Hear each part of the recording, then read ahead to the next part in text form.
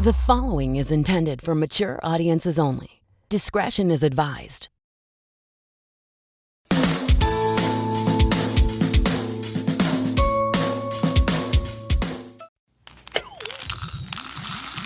This is a Geek Bro podcast. What's up, besties? This is episode 43, Billboards Outside of Ebbing, Missouri, of Childlike at Best with Mike Valdes, and I am still the second part of that title. Thank you so much for joining us this week. I really hope that you're well and you're safe. Today's episode is my buddy, Tony Bello. Tony is an emotional therapist whom I've known for a couple of years now, and I'm extremely blessed to have him in my life. I wanted to have him on because I thought it would be really important to have a conversation with him and his insight about this weird time that we're having right now. I think we're in a dark period or rough patch, to say the least, right now as a community, and I think it's really important to have someone to not only be vulnerable with, but also to be able to help us see that there is some sort of silver lining and there is a light at the end of this never-ending tunnel. Now, of course, we do talk about childhood, and this episode is very funny at times. However, it is a very vulnerable episode, and I think that it's really important that we are vulnerable sometimes. So I really wanted to share this conversation with you guys. So without further ado, please enjoy my conversation with Tony Bello.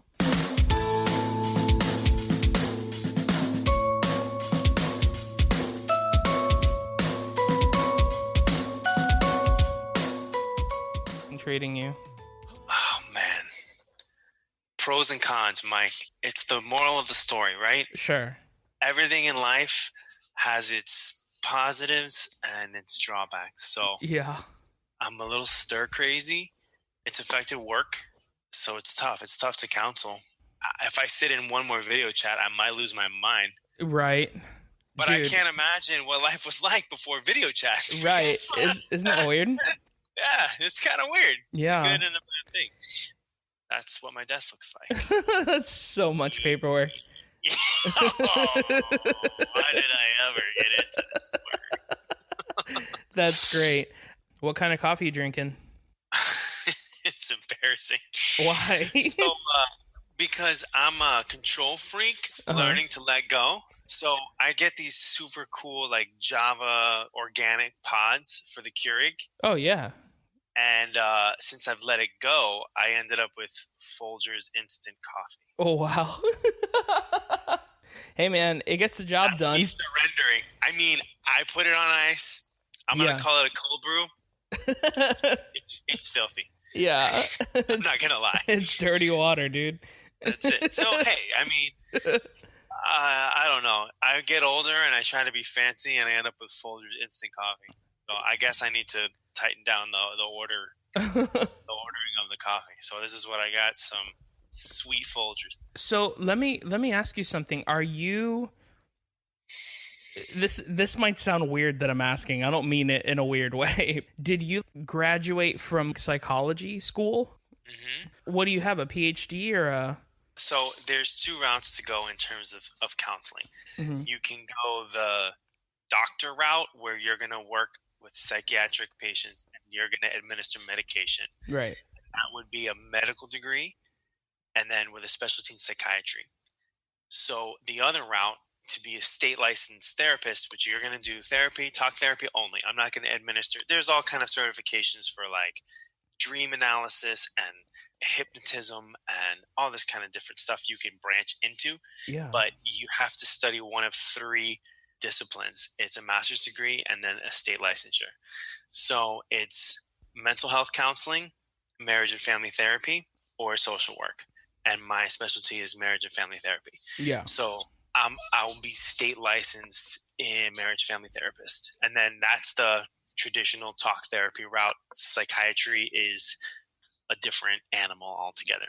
And it's funny because like I knew that you went to school and things like that for it, but it was something that we've never really talked about, just because like I always trust your knowledge and things like that, but our conversations aren't in your office showing me your diploma.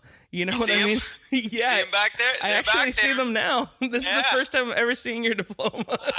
It's the first time I've seen it. I didn't know it was even there. That's Someone put it funny. there. My wife. I don't put a lot of credence. I even see my barber's diploma. Like, no, you have to put them up. Yeah, I know. By law, you have to. If you're gonna work, you have to display your education and your licensure. So it's there, but that's what can great. I tell you, man? I jumped through the hoops I need to jump through because it was definitely some work I was called to do. Yeah. But yeah, I'm legit. Yeah. I mean, I always knew you were. It's just well, the GOV. Yeah. Even Mr. Trump says I'm legit. Yeah. Yeah. Well, so we started recording already, but I figured as much. Yeah, man. So I'm going to go ahead and do this intro and then we'll get started. Hey, everybody. This is Childlike at Best with Mike Valdes. Hey, guys, guess what? I'm Mike Valdes. And today I have a really awesome guest with me, my buddy Tony. What's going on, dude? Yo, it's going, man. Everything's great. How's the quarantine treating you? I mean, it's pluses and minuses, pros and cons. Sure. So some good things that I'm enjoying, some things that I'm, regretting. Yeah. But not so bad. Not so bad. I mean, all things considered, we have the luxuries in a wealthy, rich country. Of course. To enjoy, no matter what. We got technology around us, and we're still able to connect with one another. So it could be worse. Yeah. I think. Yeah. Or it could be a lot better. I'm not sure. We haven't figured it out yet. Yeah. I'm still trying to make my my assessment of the whole thing. Have you gotten to the breaking point yet? Because I definitely hit the breaking point about 2 days ago where the first couple of weeks you're like, yeah, this is kind of cool. And like a couple of days ago, I was like, okay, this isn't cute anymore. Like, I need to get out of this house. I think, for me, it was a different progression. It wasn't so much about being quarantined or not, because I enjoy my solitude. Right. But it was, I'm a social person by nature. So it was seeing people in the street and acknowledging them and saying hello and slowly transitioning to, man, that could be a walking infectious bomb. Right. And so now I look at people out of the side of my eye. Yeah. And I look very, I'm very wary of others. Yeah. And that's been the transition. It's been like insidious and sneaky that a gregarious, fun-loving, I'm a connector. I love people. Right. I find myself a little bit wary of others. It's funny because I feel like we ourselves haven't become zombies, but now we're treating people as if they are zombies. Like, and you'll 100%. notice this. Yeah, you'll notice it as more so when you go outside and walk. Where I mean, and the thing is, to be clear, I'm concerned about getting, potentially harming others. Yeah, of course. I'll accept my fate in life, but I just want to keep my distance and just generally space myself from others, because we're told we can be carrying this thing, not know it, and literally murder everybody we love. Right. So how's that? How's that for a head trip? It's crazy. Yeah. So I kind of want to start this, because for the listener that doesn't know, Tony is an emotional therapist and he's just an all around just really knowledgeable guy when it comes to therapy and all that kind of stuff. But at the same time, this podcast is kind of has a nostalgic feel. We talk about childhood and things like that. So I kind of wanted to talk a little bit about that before we jumped into the craziness of what is now and all that kind of stuff. Sounds good. So the first question I have for you is, where did you grow up? I grew up in Miami, Florida, West Kendall, as an American in a Hispanic-speaking community. So it was the joy of actually having the immigrant experience as an American. So I really related to all the immigrants in this country as a young person because I couldn't speak the language because it was Spanish. Except I was in America, which really made it confusing. So I grew up in Kendall. I grew up in West Kendall, if anybody knows the local topography. what kind of kid would you say that you were in school? What kind of, like, who did you sit with at the lunch table? That kind of thing. Incredibly shy. Really? Incredibly timid. That's so strange to me. For the listener that doesn't know what Tony looks like, he looks like the villain of every 80s movie of all time. Like just this good looking, like so good looking you're upset. Like and a little but nefarious at heart. 100%. I was very scared of everything around me all the time. I was intimidated by other people. I was intimidated by social situations, by girls, by sports, by everything. I just grew up very uncomfortable in my own skin. You were afraid of sports? So, like, were you afraid of the ball or something? Or like, what were you afraid of? Anytime giant balls came flying at me, I would get uncomfortable. Yeah, I get that. It was the it was the performance part of it. Just playing well, doing well, succeeding, not making mistakes in front of other people. That sounds more like it to me right there. That sounds more like it, where we're gonna get deep on this podcast for sure. But it's usually this is a very surface level. Like, I liked Rugrats growing up. This is gonna be a really emotionally deep episode. Look, if you bring a family therapist and you ask them about childhood, we take this very seriously. This is not a simple question. Right? This is where it all goes awry. You see? So it's a loaded question for somebody like me. I love it. Oh my gosh. And just to jump ahead a little bit, just because I'm curious, when did you become confident in your own skin? Because you seem like a very confident in your own skin person now. Well, yeah, I remember the moment it happened. I was in 8th grade, and I went on my first date, like official setup date with this girl who was just gorgeous. You know, she was as gorgeous as you can be in 8th grade. Probably really skinny and awkward, and a little cross-eyed, and like one face kind of slumped to the side. Wow. But let me tell you, 8th grade for me, is what I was looking for. So I get dropped off at the movie theater or whatever it was. It was actually, we sat down and we had a meal together. Yeah. And so I ate. I bought the food that with the money my family had given me. Right. Presumably, because in 8th grade, I'm pretty sure I was unemployed. I love how you still gave the girl the illusion that you could pay for dinner in 8th grade when you know you can't do it. I'm trying to figure out how to do this thing. Right. I don't know. So you're talking about a socially awkward kid who's trying to figure out how to date, because I certainly was interested in girls. So I didn't know what to do. I thought I was supposed to be a man, which is laughable in 8th grade, but I had this perception of this is what I was supposed to do. So I faked it like a pro and bought ourselves like a super sick cheeseburger or whatever it was. It was actually Friday. I act like I don't know, but I remember it vividly. We were at Fridays and we had a meal, and I went to the bathroom and immediately threw up all the food that I had just eaten, because I just was in knots about the whole experience. And I couldn't not eat, because then she'd be like, why aren't you eating? Right. And I knew if I ate, it was going to just turn on my stomach. So I was like, all right, I know exactly what's going to happen. So I ate the meal, went to the bathroom, threw up, came back, and asked her if she wanted to be my girlfriend. And she said, yeah. And that was the moment. So sorry, I'm laughing. It's just so freaking funny to me. This is important. That's the moment I realized you just simply fake it forever. It never stopped. You just keep faking it. I just continue to do that in 8th grade. I'm 35, still faking it, bro. Still faking my way through it, puking every so often. And hey. I mean, yes, you're right to an extent. I think sincerity goes a long way as well, And I was sincerely faking it. Yeah, you know that more than anyone, is that sincerity is always necessary as well. Listen, no doubt, what I was faking was my confidence.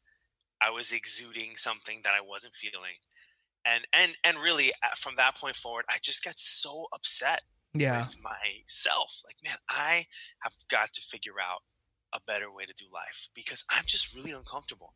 And I started learning about myself. I started doing a lot of introspection. I started kind of searching and seeking in a spiritual way. I started trying to figure out what I believed and what I could cling to. And those things built a sense of confidence. It wasn't that I just wasn't born that way, but I really tried to establish an identity. And then, it's changed. It continues to change. But that day made it painfully obvious to me that I had a lot of work to do to be comfortable in my own skin. Yeah. And so that was the day it really began. That was an important crossroad for me. So the next thing that I wanted to ask was just when it came to you going home or whatever the case, what kind of things were inspiring you as far as like movies, television, any in the entertainment world? What were your fandoms during this time? So my heart and adoration was for music. Yeah. And I had a hard time connecting to shows like the hot thing was Dawson's Creek. Sure. And I was like, I was cool with the intro song. Yeah. And I was like, all right, I'm done. Same here. I don't want to wait for our lives to be over. Yeah. You know what really it's fun fact. I don't want to wait. Yeah. Yes. Yeah, it's there. Have you and heard? That was it. I don't know anything about the show, but I will tell you that opening song. That's what clicked with me. Yeah, music. And that's so funny because have you ever heard the full song? Here's the thing, a lot of people haven't. A lot of people usually affiliate. It was popular on the radio, though. I mean, it was a popular song. Well, and there's some pop songs that went through. Meredith something? It sounds about right. Yeah, Meredith something. Oh, you don't know either? No, not really. I think that's her name, Meredith something. I wasn't allowed to watch a lot of these shows growing up. You know how my house was. Yes, sir. So, got it. Hashtag lockdown. Yeah, exactly. So, but from my understanding, what a lot of people know that song from is from Dawson's Creek, which is fine, but the song is not about teenage love or anything. It's about a woman who has a husband that goes to war. That's literally what the song is about. And she says that she gets a letter from him, and the letter says, "I don't want to wait for our lives to be over." It's way more beautiful than anyone gives it credit for. Same thing. I've had this conversation with you a million times about Vanessa Carlton's 1,000 Miles. Yeah. Everyone only associates it with white chicks because right, and they remember Terry Crews dancing to it, but it's like, dude, that song is so emotionally powerful.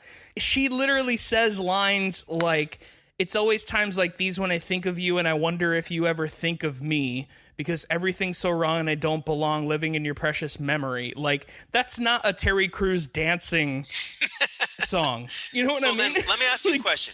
Why did it work so well? I really don't know. That's a great question. Because these are iconic moments for people in their minds. And I can't figure out if we just filter everything through our own senses and just make it our own, and it can just fit any situation, or Terry Crews just killed it in a way that the song was really just an afterthought of his performance. Look, man, this is the thing that I would say about that in particular, is that what makes it so special for 1,000 Miles or for the Dawson's Creek theme song, for any of these theme songs, really, because we like to put images to things, I guess. And so the image, whenever we hear that piano riff, that it's a lot easier for us to remember Terry Crews dancing than for us to remember a music video where Vanessa Carlton's playing the piano on the back of a pickup truck. You know what I mean? Like that memory was eliminated from my brain until this moment. You just rekindled it. You're welcome. I remember that. Yeah. Can we get into the awkwardness of that? Yeah. Or that's for another day. What, the awkwardness of playing the piano on the back of someone's pickup truck? Just wondering how a person ends in that situation. How does that come up? Because here's the thing. That is really weird. It would be less weird if it was her pickup truck. But but she is on a stranger's pickup truck who is driving. I mean, right. And the guy never looks back, like, to be like, hey, there's someone quite literally playing the piano on the bed of my pickup truck. It's kind of insane. I don't know, man. Yeah. But yeah, I don't know. You're 100% right when it comes to music, though, because I was just having a conversation with my friend about this, where, like, one of the things that makes music so powerful and so inspiring and amazing and everything is just that you can listen to something and it transports you back to a feeling, back to a specific time, back to a person. And I think, even if it's a bathroom where you're vomiting your Friday's meal, exactly. Is that why you remember that song so well? I just might be a coincidence. I don't know. That reminds me. I went on a date with a girl and we thought it would be. This was like in my early 20s, and I was like super hipster, and I thought it would be really funny and ironic if we went on a date to Chuck E. Cheese. So we went to Chuck E. Cheese, and the food made me feel horrible. So I went into the bathroom and I started throwing up. But the good thing is that the song that was playing wasn't like a real song. It was like those like fake Chuck E. Cheese songs. Some kind of clown song. Everybody's having fun eating pizza. Like, like what? Where a kid can be a kid, right? Yeah, exactly. Where a kid can be a kid. So now the problem is when you go to Chuck E. Cheese, you're gonna get flashbacks. Yeah, I mean, I honestly, I don't think I'll go back to a Chuck E. Cheese until I have kids, which who knows when that'll happen. I don't know, Mike. Yeah, who knows? But we're talking about music, so who are some of your favorites? So I got swept up again in the pursuit to be accepted and cool and popular. I got swept up into the grunge movement. Sure. So it was, I guess Green Day's maybe punk. Yeah. Nirvana and Pearl Jam. And then it kind of got into Black Crowes. It kind of went into another place, and just realized, like, man, I am inspired by the 5-man band. Sure. The thing that is gone. Just a bunch of dudes, talented dudes getting together, or chicks, or the combination of the both. And just making awesome music. So, that grunge era of Stone Temple Pilots and those types of bands was just, I mean, still, I put on a Pearl Jam song, Even Flow, right? It's my everybody's favorite. Even Flow. I mean, when it makes it into like Guitar Hero.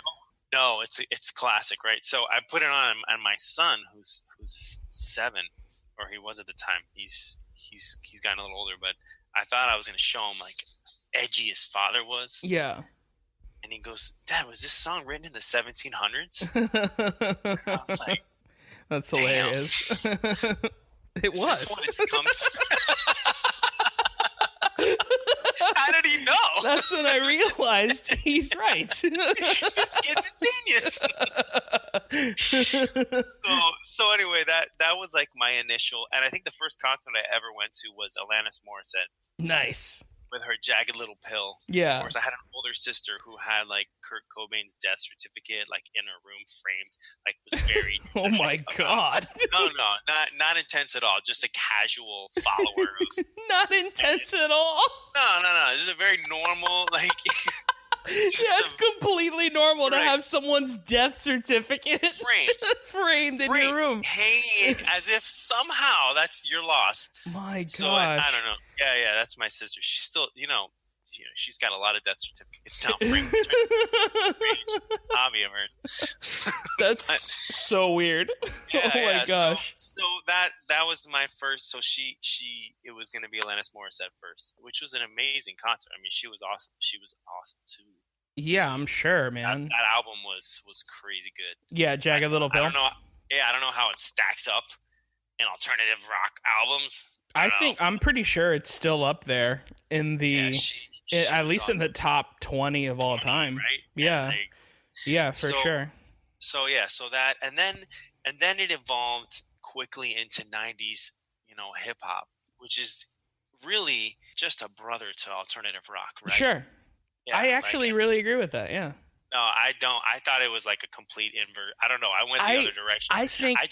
I honestly think where I went next. I think that hip hop and more metal and like harder versions of rock really align with hip hop, because like if you listen to heavy metal and you listen to a breakdown, you get the same feeling as if you hear a really good beat drop.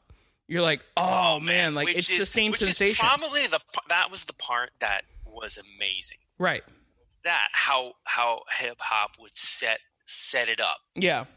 And then drop it. So yeah, man, that was that. And then in the early 2000s we got into John Mayer, and it's been an evolution. Nice. Yeah. You know, of just a cacophony of ridiculousness in terms of sounds. But I just love music is what I turned out to realize. I love jazz, and now there's not, the only thing I'm not into these days is everything that's hot these days. Sure. I get that. But, if another guy raps in a mumble in a minute, just gonna lose my mind, bro. It's tough, dude. It's tough. Yeah, I definitely understand that for sure. No offense to Chance the Rapper, but Chance the Rapper is actually great. Like, there's I know he is.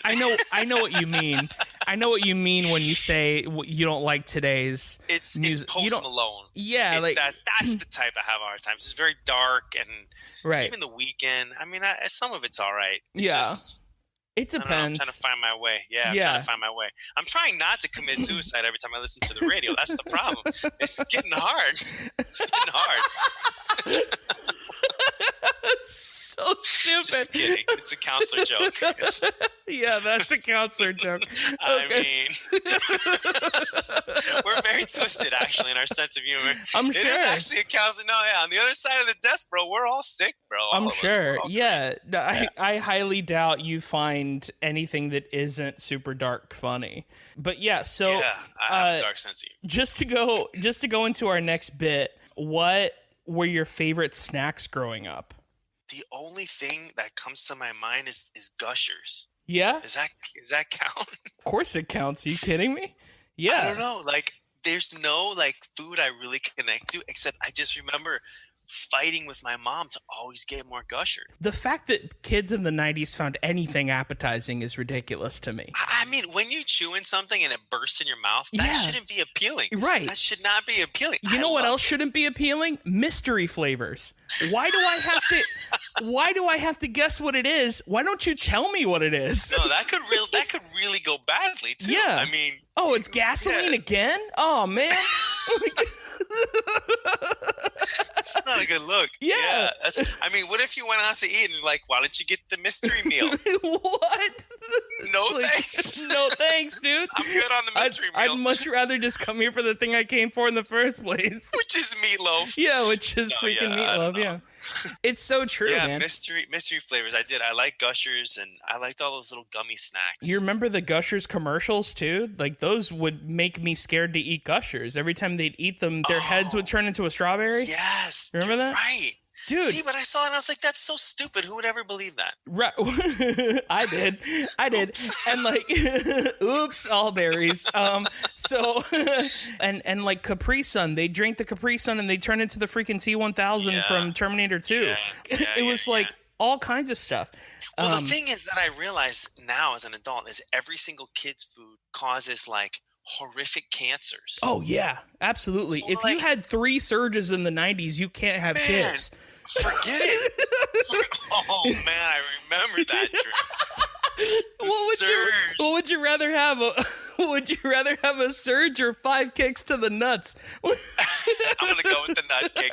Well, apparently the surge makes it all fall off anyway. Yeah, that's what I'm saying. Yeah, if you had 3 surges, you can't have kids anymore. That's it. Your balls fell out. Yeah, exactly. Fell out of the sack. They fell out, dude. Back to the balls flying at you. Yeah, and so yeah. So I don't know. It was always. Yeah, I think we all have. I think there's a cancer epidemic because of Gushers and Surge. Maybe put them together. Yeah, probably. Forget it. Look at our society, bro. Look at the decisions we made as children. That's so true. Oh my gosh. What about cereal? Were you a cereal person growing up? So I still love me some Cinnamon Toast Crunch. Of course. Yeah. And then here's the thing about cereal. So I'm a purist of Okay. cereal. You take the cereal the way it was created by the cereal gods, and you enjoy it. Yeah. And if you want to add some milk, you add some milk. And then it's milk and cereal, or milk with your cereal. Yeah. But what you don't do ever is take two different types of cereal and think that you're more creative than the cereal gods. They built this for a reason, to specifically entice your taste buds, right? And probably hook you on this stuff like crack. Right. So for you to start mixing cereals and think that your cereal's better, you know what? You're an asshole. That's what, Oh my gosh. that's what I think about that. That's I don't so have strong good. opinions about cereal either. Yeah, it seems like you don't. This episode of Childlike at Best with Mike Valdes is brought to you by the Crunch Cup.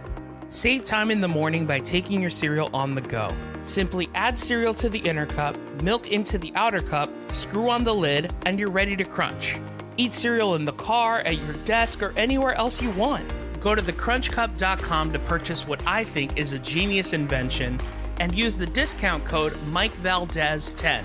That's Mike, M-I-K-E, Valdes, V-A-L-D-E-S, the number 10, to save 10% off of your order. You can also sign up for their monthly giveaway to win a year's supply of cereal. So what are you waiting for? Go to thecrunchcup.com and use promo code MikeValdes10 to save 10% off of your order. The Crunch Cup. It's better than spooning. This episode of Childlike at Best with Mike Valdes is brought to you by Real Good Foods. I am so excited to announce that Real Good Foods has launched their very first dessert item, ice cream. Real Good ice cream is the first ever super premium better for you ice cream. It's extra creamy, so there's no icy or chalky texture like other light ice creams, making it a real ice cream experience with real ingredients.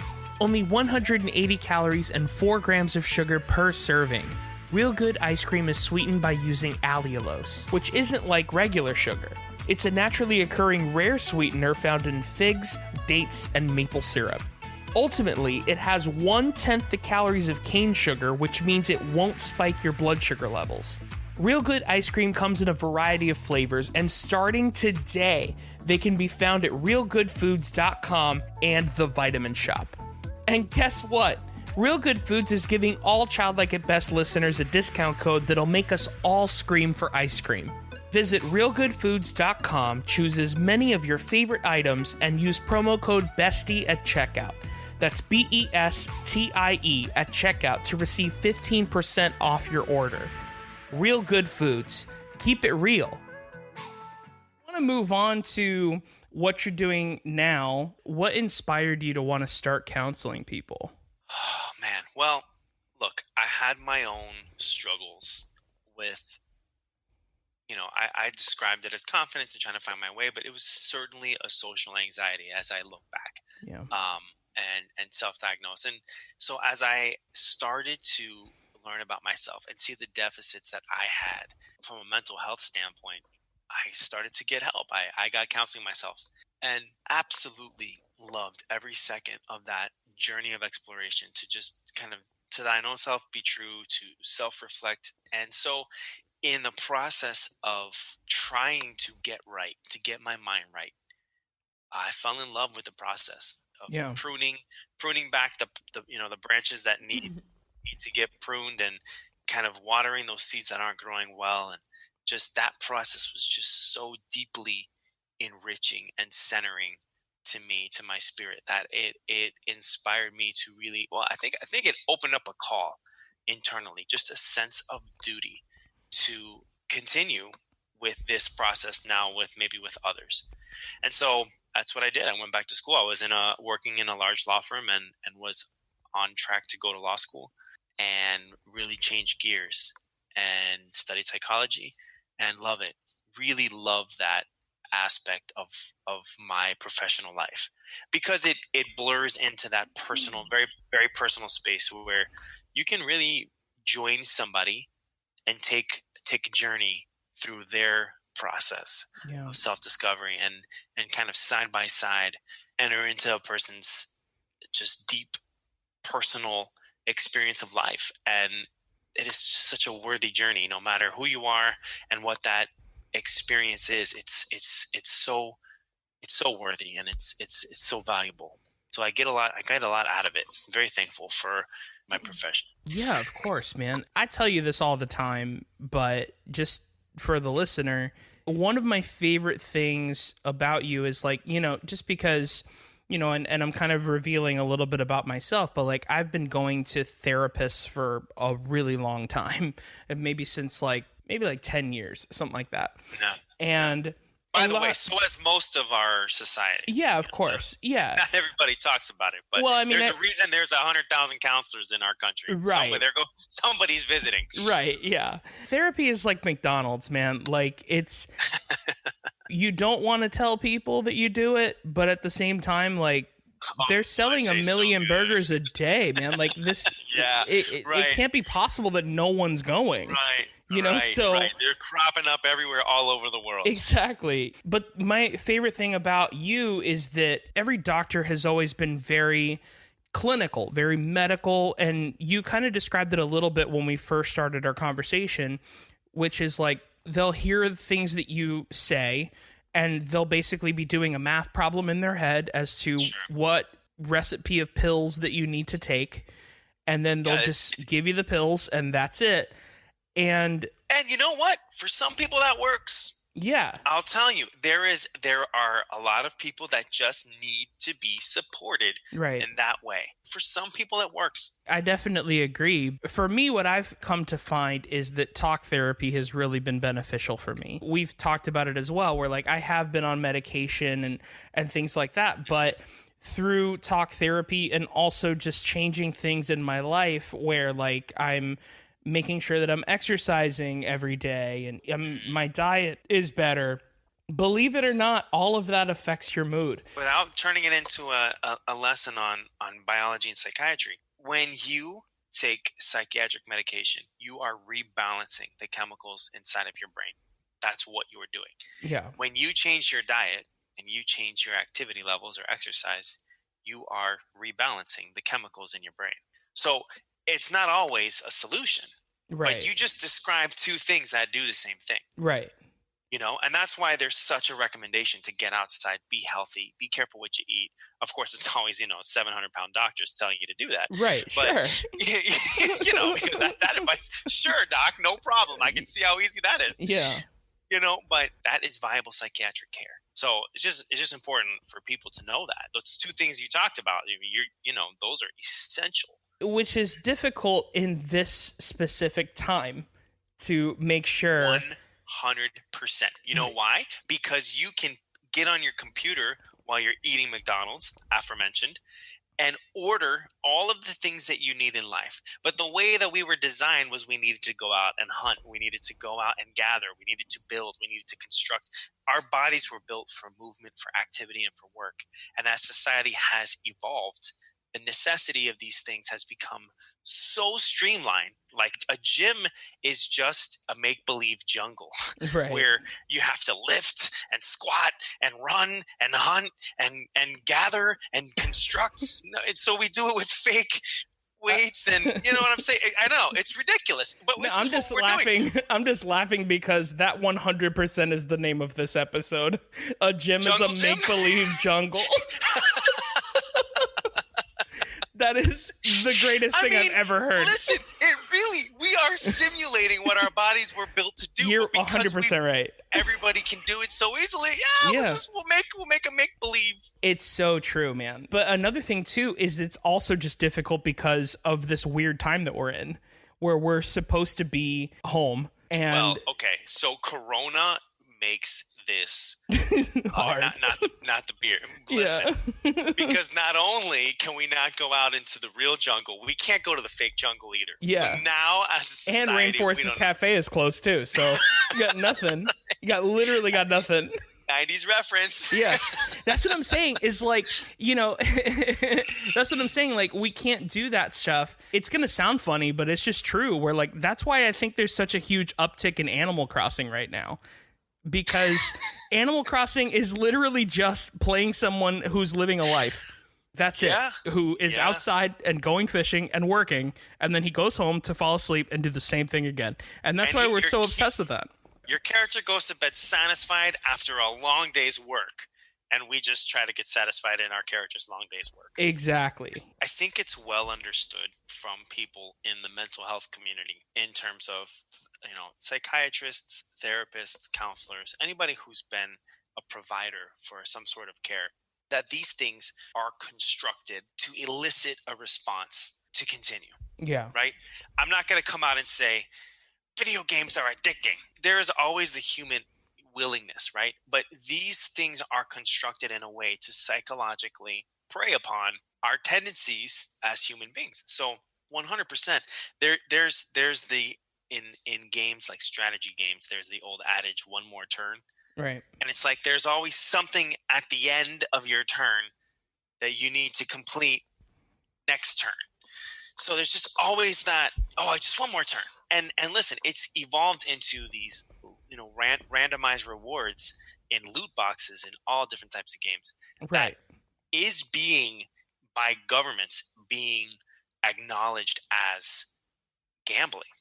So Right. it preys upon a person's desire, whatever that mechanism that creates addiction for gamblers. It can be triggered in these types of scenarios. So it's much more a reward system of the way that our brain is structured to capitalize on that reward system. Right. So yeah, I mean, can it be detrimental? Yeah, 100%. Life in balance, right? Right. But it's also really engaging. And Yeah. so there's that too. It engages the brain as well. It all depends how these things are applied. So I kind of want to go back to what I was saying before, where like the thing that I really love about you is that whenever I talk to you, I feel like we can have like real conversations is what I mean. Because like when you do talk therapy with these, for lack of a better term, these doctors who will write prescriptions or equations for your recipe for those medications, it feels like everything you're saying is being judged, as opposed to an actual conversation that you have with somebody where like sometimes you'll say things and you don't mean them. Sometimes you'll say things because you're trying to be funny. Sure. Sometimes you'll say things because you're just you're exaggerating for the emotional thing at that specific point, and you understand that so much more. Like, for example, and we laughed about this the last time I told you, but I was like, I can't just to visit a doctor and say, yeah, man, this whole thing is weird. It just makes me want to kill myself. Like, they would be like, okay, has suicidal tendencies? And it's like, no, that's not what I meant. I didn't mean it exactly like that. Right. So whereas like I can tell you something like that and you're like, yeah, man, me too. If the song sucks, it sucks. Yeah. You understand the emphasis on the word feel as opposed to I'm going to. You know what I mean? And the key, I think, from the clinician side, we are disciplined to evaluate. Right.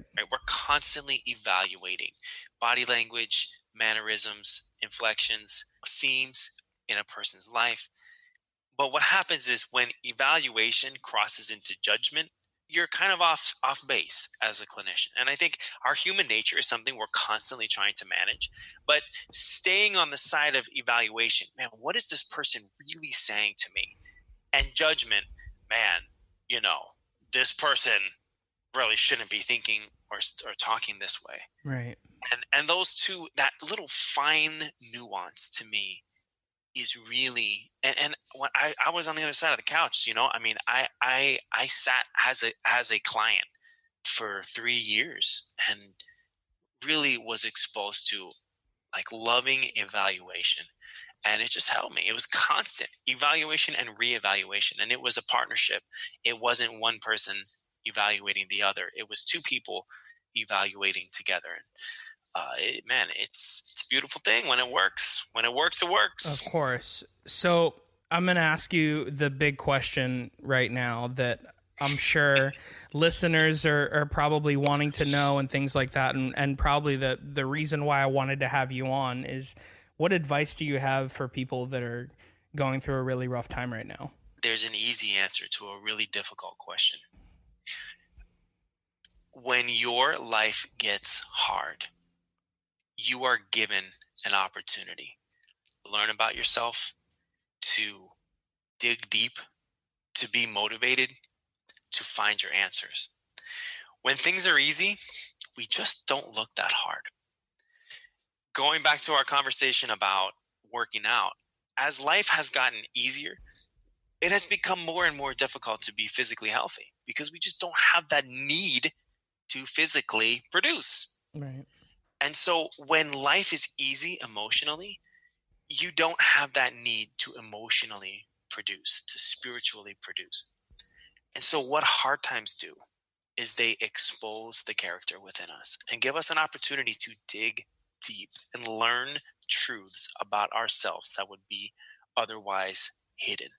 So even though it feels bleak and hopeless and impossible and never ending, much like this pandemic we face, there's an opportunity here to spend some time in solitude, learn something about yourself, figure out how to put an answer in that fill in the blank, in those questions that are just that emptiness, that empty space. Find out what's missing and figure out, how to get that aha moment that will change your life forever.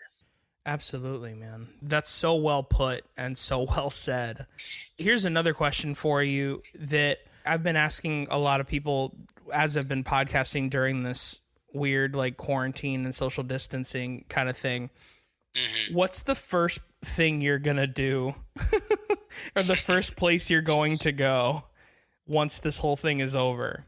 So I'm going to ask everyone to lean on the side of evaluation and not judgment. But I am going straight to the bar. Yeah. Why is that? Because it's so much fun. Yeah.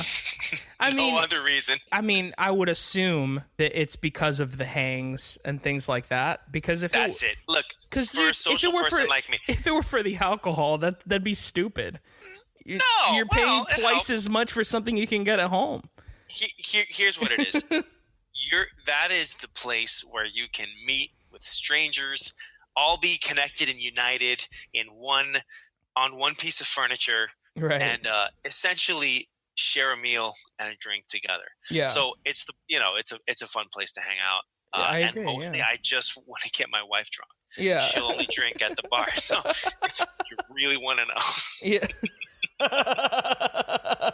You guys figure out what happens next after that. Oh boy.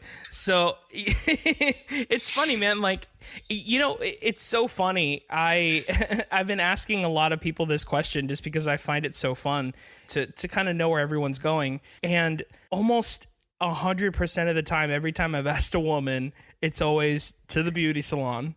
Oh man. Right? Yeah.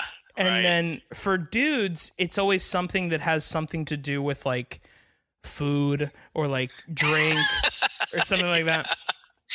We're simple creatures. Yeah. I mean, we're simple, both men and women. Fun fact as well.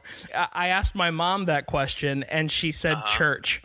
So, yeah. That's beautiful. Hey, you know what?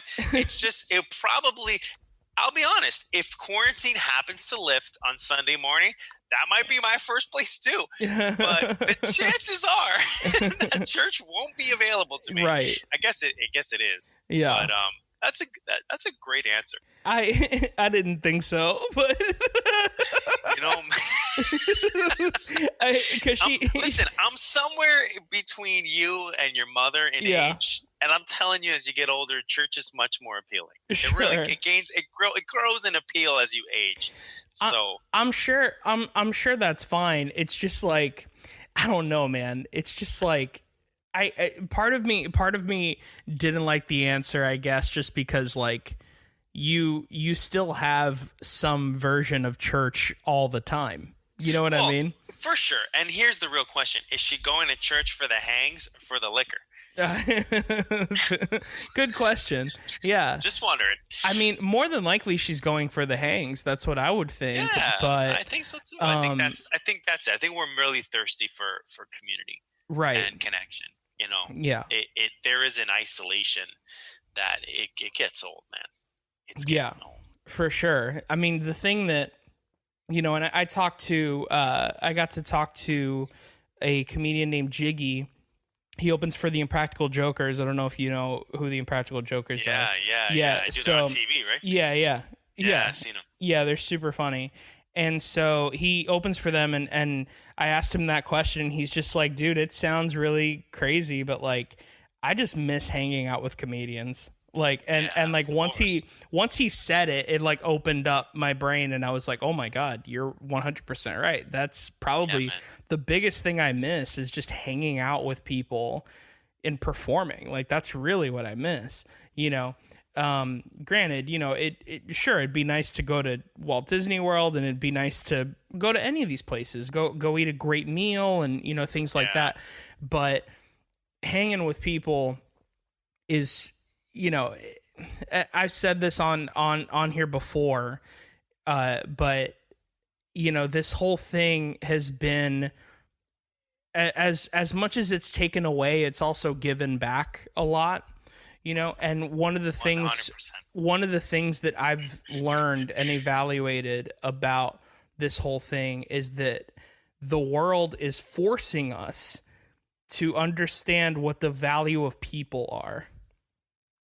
And it is just, it is literally forcing us right now, where we, even to the fact that it's allowing us to understand that we probably haven't been treating delivery drivers the right way this whole time. Yeah, we haven't been treating nurses the right way this whole time. We haven't been treating servers and restaurant owners the right way.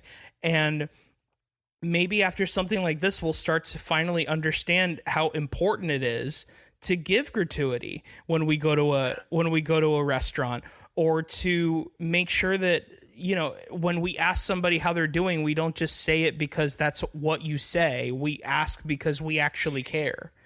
Yeah. You know, like, so I don't know if you have thoughts on that, but preach on, brother. Look, at the end of the day, our human connection is the one thing that we all have in common. Yeah. You know, you can talk about equality and these kinds of things that we strive for, ideals.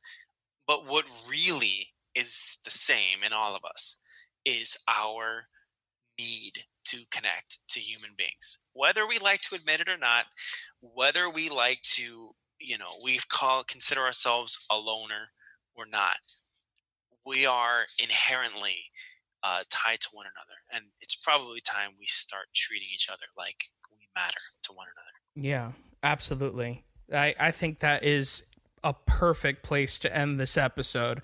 This has been so awesome. Thank you so much for doing this, Tony. I really appreciate it, man. Yeah, man. I appreciate you, man. I appreciate you bringing me on. Absolutely, man. I really hope that people listening can take to heart the things that you've said, because I think that it's extremely important right now. Do you want people to find you online? Do you want to give out your social? I don't have anything. I've been living I respect you so much more because of that. Yeah. Mostly just trying to keep my marriage intact, man. You know, I got to keep a low pro on the internet. So, yeah, absolutely. Sooner rather than later, there'll be an emergence of, Tony the rapist, the therapist. Just kidding.